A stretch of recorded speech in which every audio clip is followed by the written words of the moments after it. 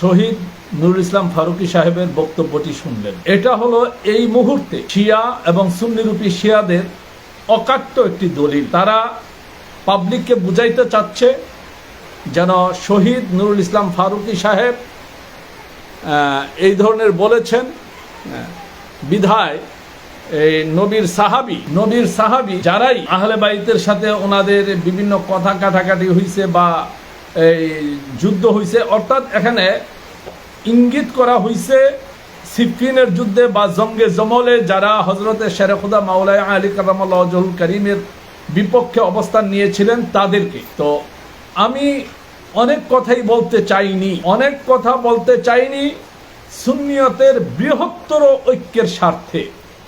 আজকেও আমি এই বিষয়টা নিয়ে মাথা ঘামাইতাম না। ইতিপূর্বে বিগত 4-5 বছর আগে থেকে এই ভিডিওটা আমাকে দেওয়া হয়েছে। সুন্নিরূপী শিয়া যারা, তারা আমাকে বহুবার এই ভিডিওটা দিয়েছে।